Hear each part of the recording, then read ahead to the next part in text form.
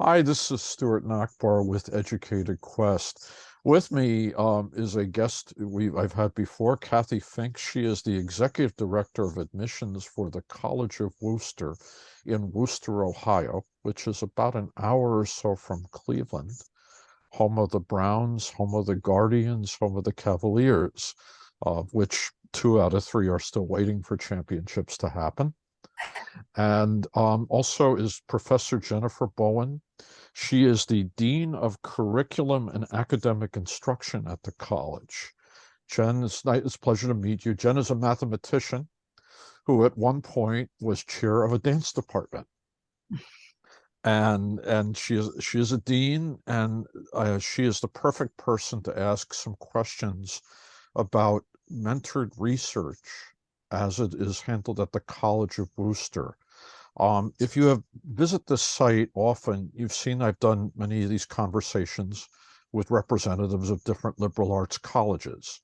And at virtually every school that I've either done an interview or visited, there is some type of senior project that everyone must do. And they're all administered differently. They all meet certain requirements. They're all done very, very differently. The College of Wooster, if you visit, you'll read banners that say the College of Wooster and Princeton are the only schools in the country where undergraduates, and every undergraduate, does mentored research, and they do it towards completing an independent study. I wanted to have this conversation to ask what are the differences between the College of Wooster's approach and approaches taken by other colleges. So Dean Bowen is here, Cathy is here, and I hope in the next 20 to 30 minutes I can get the answers to these questions for you. Guys, thank you for joining me today. Thanks for having us, Stuart. Um, I wanted to ask, how is mentored research considered different? Because it's been a part of the secret sauce of the college for a long time. And what makes it different from, say, doing a senior capstone at another college? Yeah, I'm happy to start, and then I'm going to let Jen talk in more specifics. But I think one of the things that makes it different for us is that it's not a new fad. It's not something we're just trying out.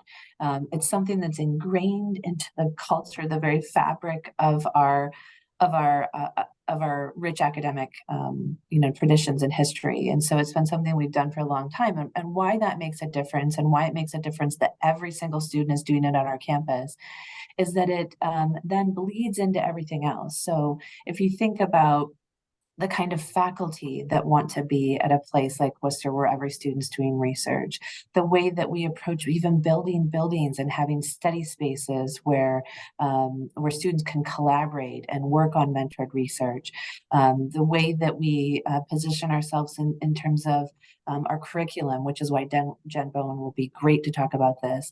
But it's literally ingrained into everything else that we do and how we think about who we are.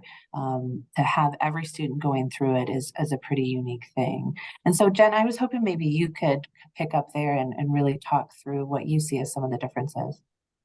Absolutely. And I think I would start with exactly the way Cathy started, is that it's really the primary motivator for everything we do at Worcester. And I don't just mean a student shows up and says, oh, by the way, you have a thesis due in 4 years, right? That's not at all. It's not like a pop thesis right there at the end kind of thing. It really drives everything we do.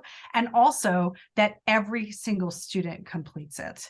And I have worked at other liberal arts institutions. I've seen other liberal arts institutions where it's a honors thesis that's an opt-in sort of thing. I will be completely honest with you. When I was a faculty member interviewing here, I thought, wow, that sounds hard.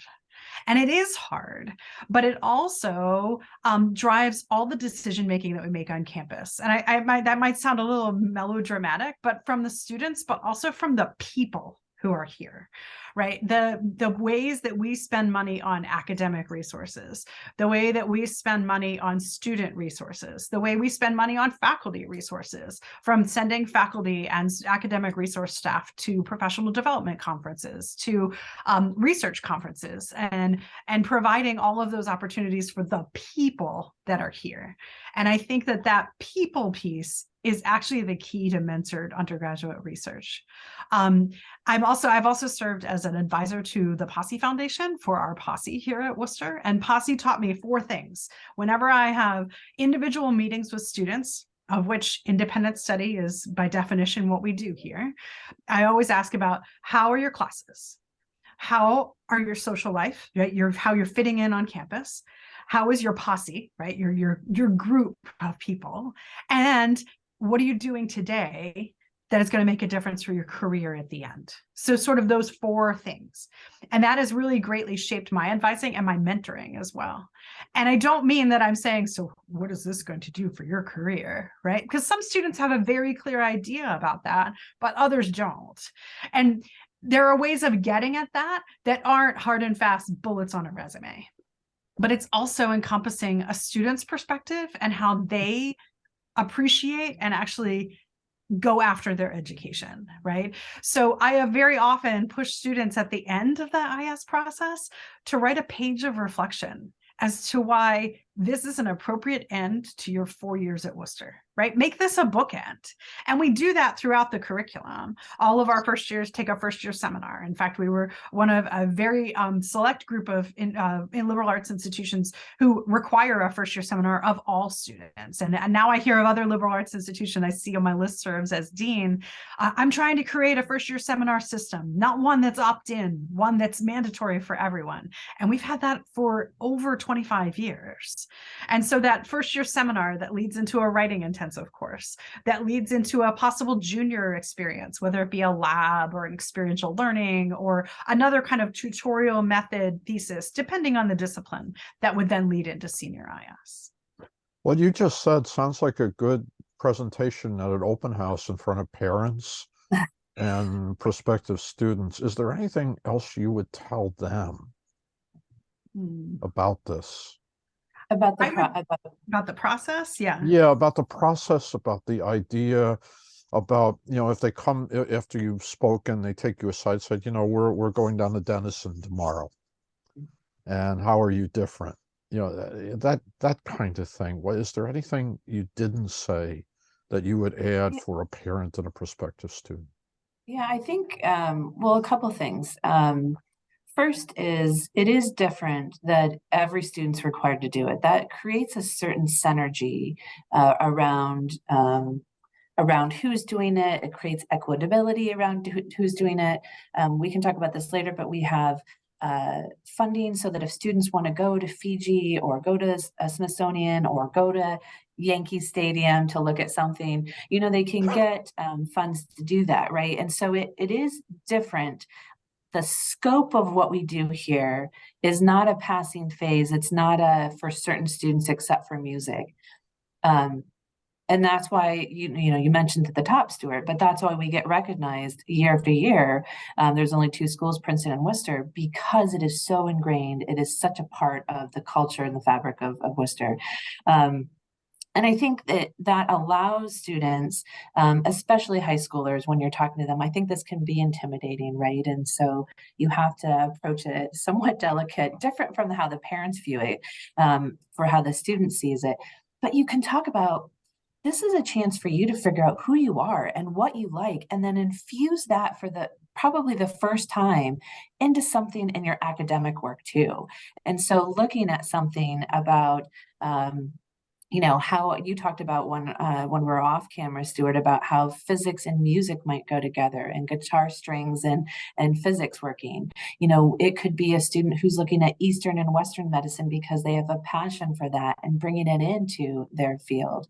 It could be a whole host of things, but getting that hands-on, being able to do something for the first time that they're really interested in, sometimes that helps draw them in terms of the scope of how this is going to be different, how I can become who I am, even if I don't know what that means yet, but having that opportunity to do that. And then real quickly, I think the other thing that we talk about and it's an obvious, but when you say it, is the implications this has then on the leaping pad for where they can go after their 4 years, and what that means, and where they can apply to, how they can approach a job, the confidence level they have when they become the expert in that field because they've done a study for an entire year, giving them the communication, the writing, the data analysis skills, the ability to think independently. When you walk into a job and talk about, hey, I don't need a manual to know everything I need to know. I know I can go out and find the resources to be able to do this job. That's really an attractive thing for an employer to be able to see. So I think those are some of the things we talk about when we're in front of families about how this is going to benefit them in the long run, which I'll let Jen talk about too, because she has a lot more history with where students end up. But also just to think in the short term, right? Because they are high school students. They do think about the day to day, the minute to minute that's in front of them. And what does this mean? This means that you can really start to think about what's important to you, what's fun for you, how can you blend that into an academic world. I know, Stuart, you really like baseball and statistics. And one of our students a few years ago, I believe they were a math major, but they were looking at the analysis of baseball stats. So pulling in things that you love, that I think helps bring it down into more of that student level, and then really starts there like, oh, this is different than just doing a master or an honors thesis just for some students at a school. But I digress a little bit. But Jen, do you want to talk about kind of the launching pad? In terms of from IS to post Wooster, is that and so I would say a lot of students actually will bring their ISs on job interviews, maybe send them along in the digital age that's becoming a little bit more interesting. I'm actually really interested. We're at a crossroads here where the actual deliverable is maybe not the 70 to 100 page tome of yesteryear. We have these electronic documents, but I'm seeing more digital projects come through, a series of podcasts, for instance, from a digital history group, and a student who worked in the summer with a summer research program that then converted that into a podcast series, for instance, with an appropriate document that would accompany it to make for a senior project, right? As opposed to the definition of a thesis from the 1960s, right? Or whatever that looks like.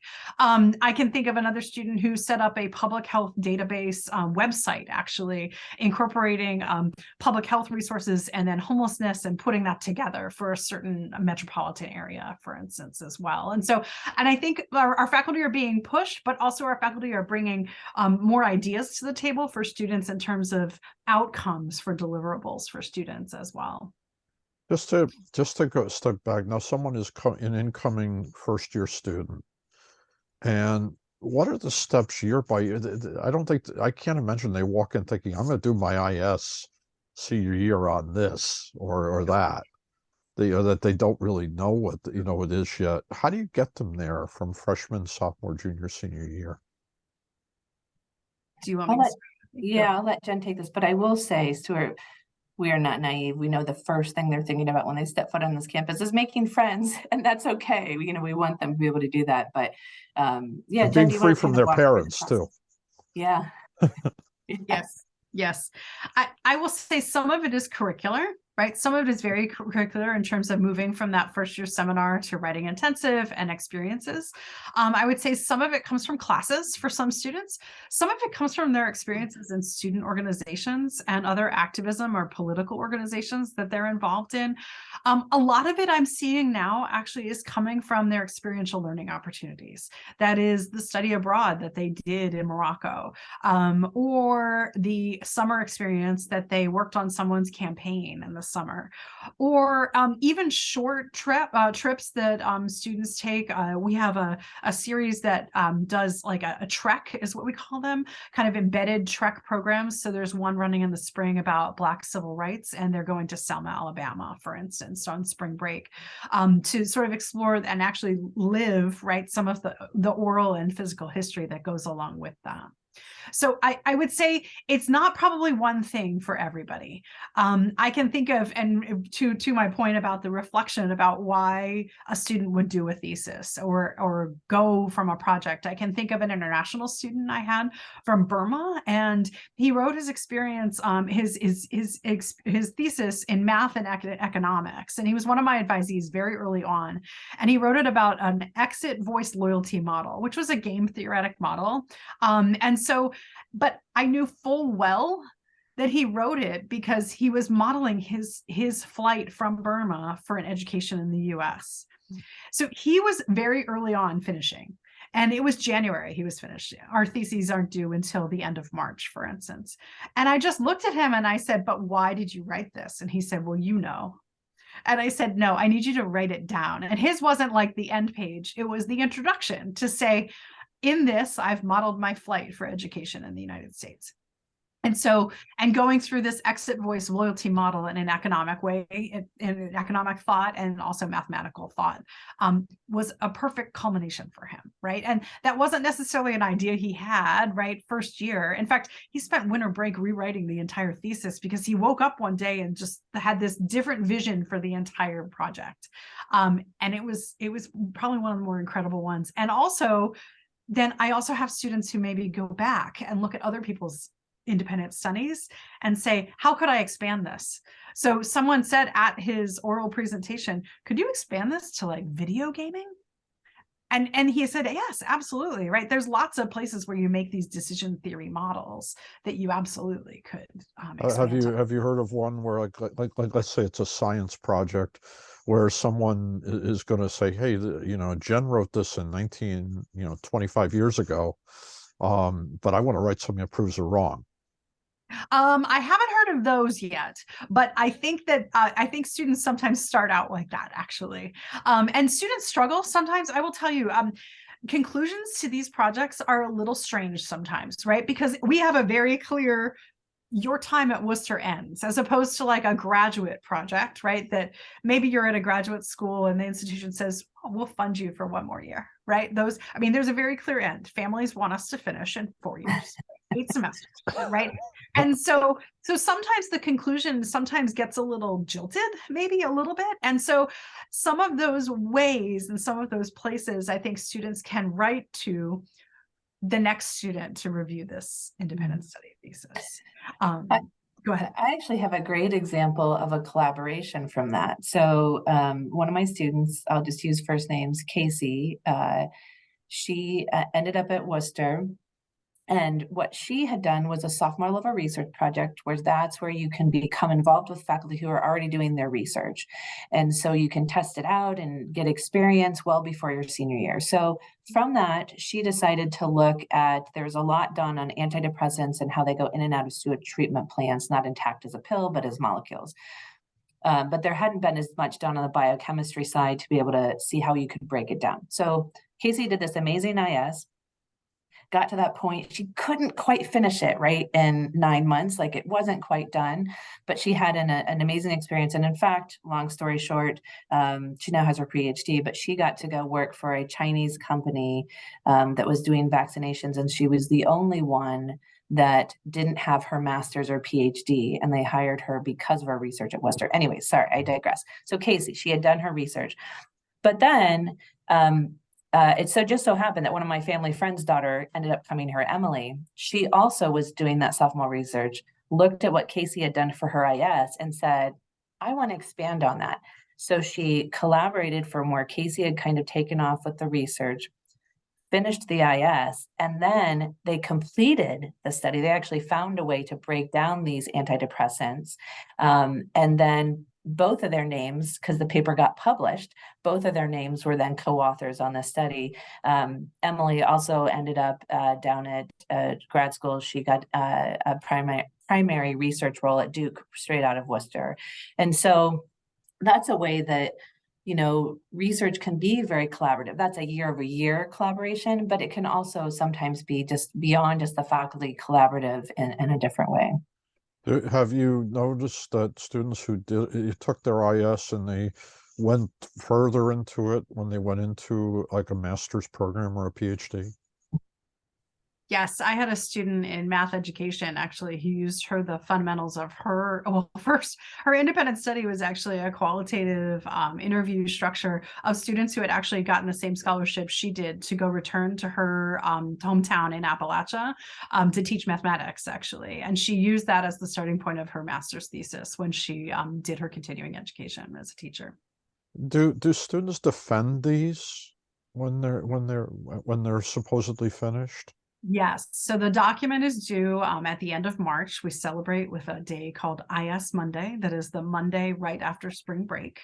And then a student actually will have to do a culminating orals. They call them orals, right? And a culminating oral presentation to a first and a second reader. And depending on department and discipline, there could be other audience members allowed, at the very least for their public presentation, and then maybe ushered out for some Q&A period. It usually takes about an hour. There are some departments that grill folks for a little bit longer. It depends on the discipline, but about an hour. And so the student also gets that experience about, I don't want to call it a thesis defense of sorts. I think that takes on a little bit of a misnomer that I don't want to subject undergraduates to all the time.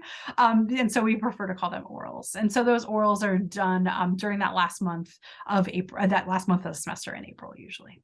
And they've already finished the research and they've already written or produced whatever had to be produced for it. Yes, and for the last at least decade, we've also culminated with an IS symposium on a Friday, and we cancel classes, and students make a poster. Sometimes there are oral presentations there as well, a little more lighter kind of public presentation, like a public conference, if you will.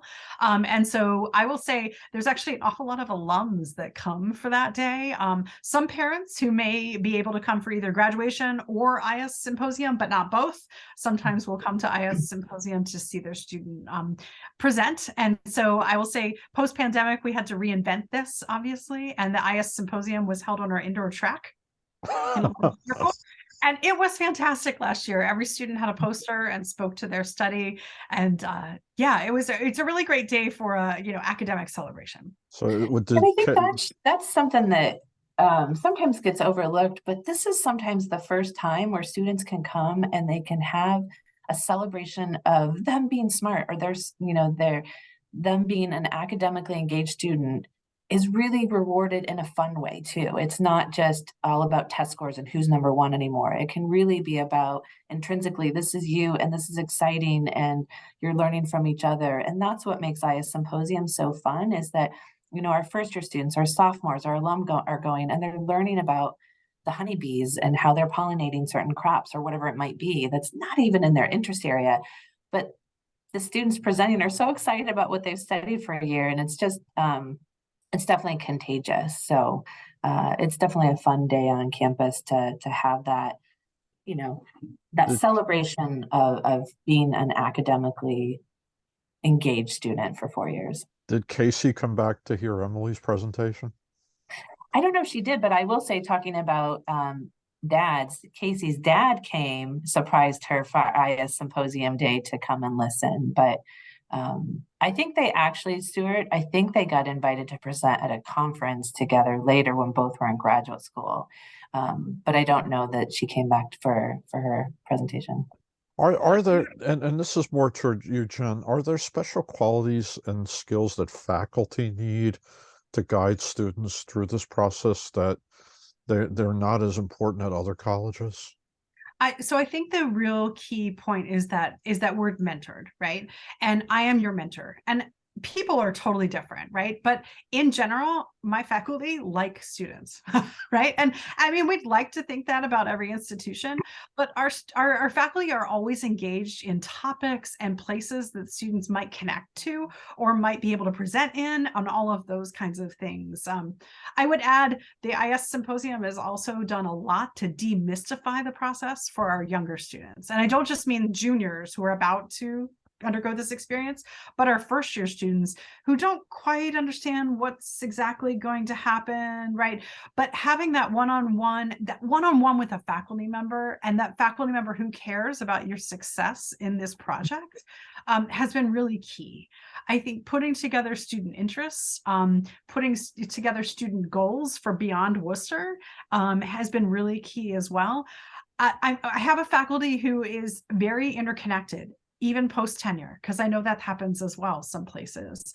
And post tenure, people are still very active in their field, publishing, but also as different areas in terms of public scholarship, right? Being more quoted in the New York Times, right? Or any of those sorts of things, right? But I think the faculty's connection to their academics and to their research is really tried and true here, because of the IS, right? Like I said, it sort of governs maybe where we spend our money and where we think about resources and where we spend time and those kinds of things. This is one of the very few places I've come across that actually includes these thesis students as part of faculty workload, actually. Other places it's just expected you'll do it, but you're not really compensated or credited for it somehow. And we do that for our faculty. And do you ever have faculty or prospective faculty who come there, they're thinking they might be talking to a larger university where they have to oversee people going to graduate degrees, or PhD students who might be helping them teach classes,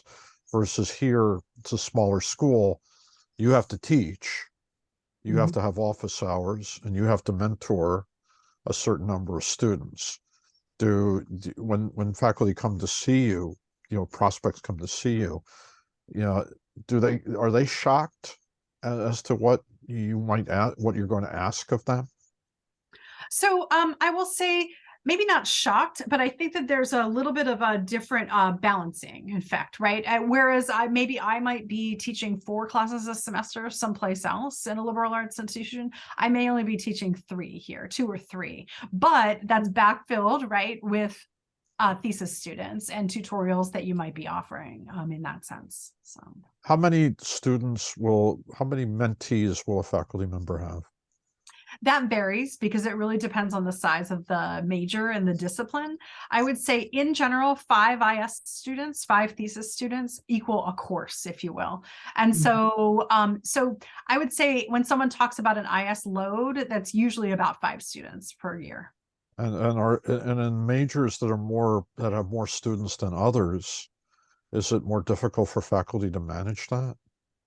Sometimes faculty have figured out some pretty creative ways to talk about that. I mean, because there are ebbs and flows to every discipline. And so faculty have gone with collaboration IS meetings. And so all the IS meetings all the students meet together once a month, for instance, and maybe peer review their documents together. Or I can think of a computer science professor who had all of her students working on the same video game project, but you were in charge of the horizon and you were in charge of the characters and you were in charge of the costuming and you were in charge of putting it all together. And so sewing all these projects together really was a collaborative project in a slightly different way than what we previously talked about. Because like I said, some majors I would imagine are very heavily subscribed, like an economics or business major at some schools. Right. And then you might have something like art history, where you don't have as many students, but you have a faculty that need to, Yeah, very often in our sciences, for instance, students are expected to kind of fall in line with a certain faculty member's area of research, whether it be like photoluminescence or a bead pile or something along those lines, if only because we can't quite get all the chemicals in the world, right? That's and so there are some limiting factors sometimes, but I would say like in math, I would talk to a student and say, tell me where your interests are, right? What was a great class for you? What was a good experience for you? How can we bring data into this? Something along those lines. I imagine like biological sciences, you can't get every animal species. Exactly. And so that will happen sometimes. The students will fall in line. But I will say some of these pre-mentoring experiences, like a sophomore research experience during the semester or a summer or some kind of internship or a research experience with a professor, you're already connected potentially. And so you know about the photoluminescence. You don't, those sorts of things. And how large, at the beginning of an education at Wooster, how large are introductory courses that would be gatekeepers at a big school, like the intro microeconomics or biology or, Jen, in your case, calculus? Yeah, so I would say 35 students is probably about our max about right now. We do have one intro to psychology course that does have 90 students, but I believe that is the only one, and the rest of them are less than 40. In fact, in some cases, less than 25, actually. A lot of our social sciences cap at 25. Kathy, do you have to look for a different type of student knowing how this drives the institution? Um, I don't know that we necessarily look for a different type of student, but we do look for students who are going to be engaged with their work. And how do we look at that? We look to see that they've progressed in their coursework like everyone else. We look to see if their teacher and counselor rep comments like, how are they approaching their study? Are they a student that just is getting an A to get an A, or are they curious about things? Are they asking questions outside of class? Those things are important to us. We can't always make decisions on that, but when we're reading, sometimes we'll flag a file like, oh, we think this student's really going to be a good match, or we think we want to connect them now with the professor just so they can talk and so they can really understand what's going to happen here. Even smaller things like we don't require volunteer service on our application or once they're here, but having a student who's willing to open up their world to help others usually is a student who's willing to engage in a process of learning like we're about to take on. And so there's smaller ways that we can assess a fit. But it's not always possible, as you know, from what a student submits on their application. An interview can help with that. I think sometimes it's the flip, though, right, Stuart? So it's students coming to Worcester and they're, reading about us online or, watching a program that we have or coming and sitting in person. Sometimes right away they're like, oh, yeah, I get this. I have no idea what I'm going to major in sometimes. I have no idea what I do for the IS, but I like this concept of being able to come and figure out who I am and really do some hands-on work. Like that's me. I get that. And some walk in and they're like, okay, yeah, I just want to sit in the back of a classroom, take a test and have a social life and I'm good. And they might be able to find a home here, but it's not going to be as good of a fit, right? And so I think sometimes students almost self-select in and out of our pool more than we're able to assess that fit. That's interesting because I would think like you need a special type of student and a special type of teacher to know that they're all going to go on these journeys together. Yeah, and how does the college prepare faculty for new faculty members to do this? Yeah, how do they prepare You're on mute, Jen. a new professor to do this? Yeah. I would say so. Number one, it's an expectation that every faculty member will teach first year seminar before they go up for tenure, actually. So that's a one buy-in right there. And that person is the first academic advisor for a set of 15 to 16 students when they walk in the door. We do a multi-day workshop and also just-in-time advising help for those faculty members. But I'll also say they're never alone, right? There's also, and I tell that to every faculty member, right? I am your backup.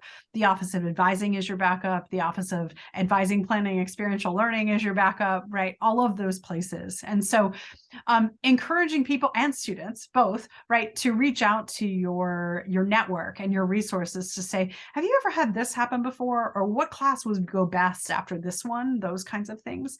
And I think that kind of seats some of the interactions and conversations that we would have with students, right? Sort of gone are the days where you meet with your academic advisor twice a year, right before registration, and you're out. Right? That's not really what we want to breed here at all. And so some of that happens at kind of the first year advising. I would say a new faculty orientation, there is a very large sequence on panel of folks.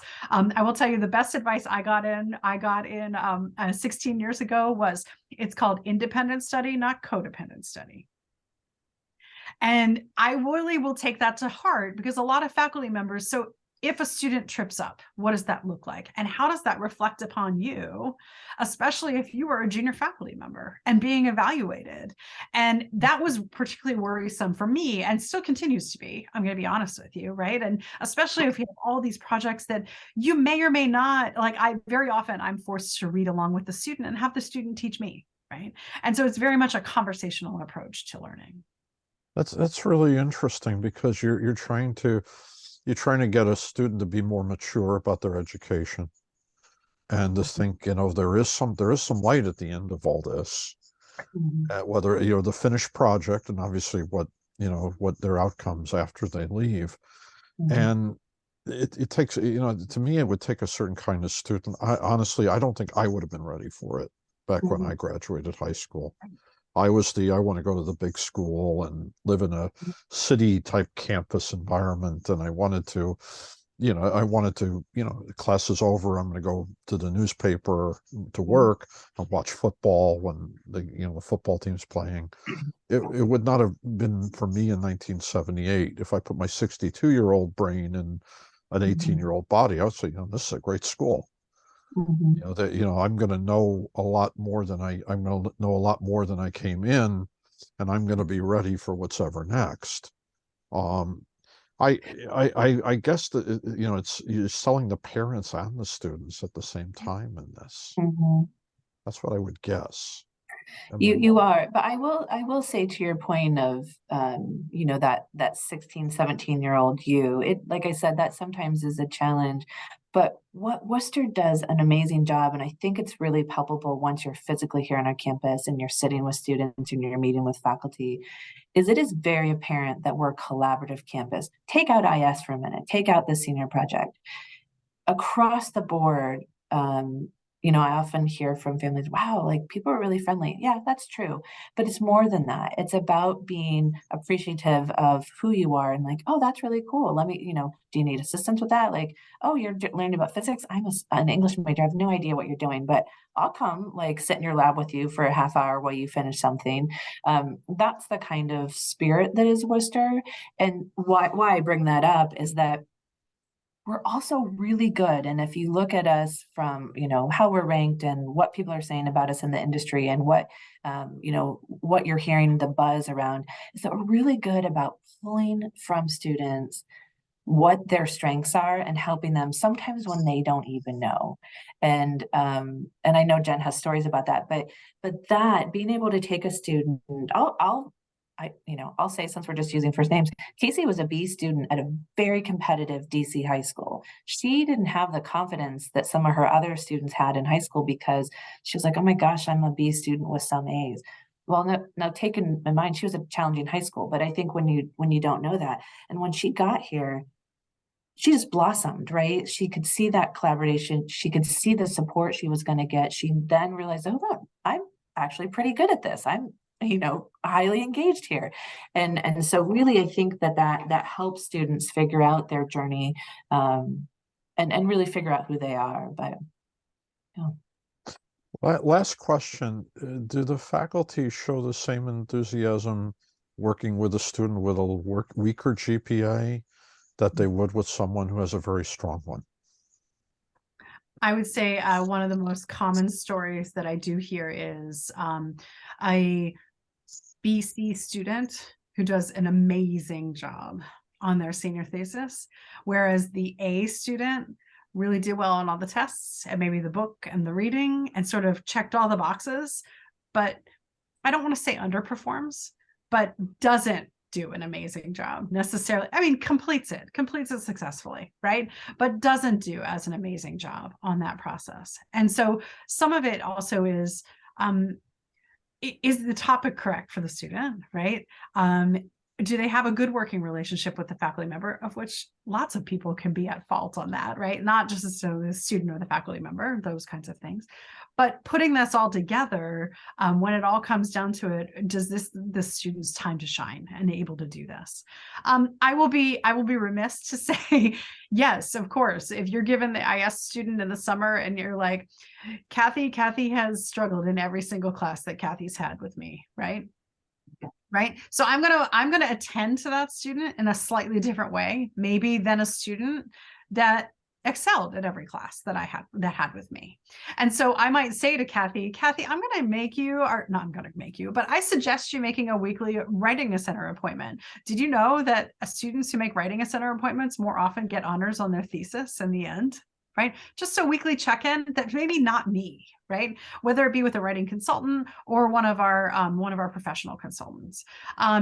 I'm going to send you to the Academic Resource Center to make sure that you've got your time management all squared away for fall and spring, those kinds of things. And that's why I'm thinking about like the perimeter things that students are thinking about, the internship that they might have, or the resume that they're writing for a job prospect. Often I will have students say to me, your plans are graduate school. Can you bring me your top 10 graduate schools next week? And let's talk through those, right? And so it's ancillary to the actual thesis, but I think it's important to say, like, you are a whole person, right? You have a whole life here, and those kinds of things. You lead me to you lead me to a point, or it should really be a question.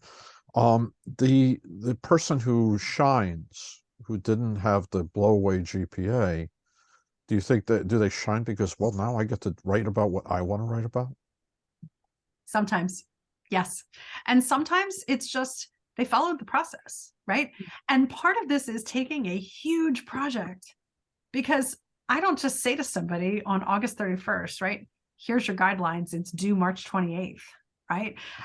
We need to talk about a topic and how to break a large project down into smaller pieces, which is difficult, right? And also completely transferable to the career and working world too. John, that's a perfect ending to this, because one of the things I believe going forward, and I'm 62 now, as I said before, is I think for people to succeed in the job market in the future, they're going to have some idea of what they want to do when they get to a place. Employers are not going to train you from nothing the way they used to.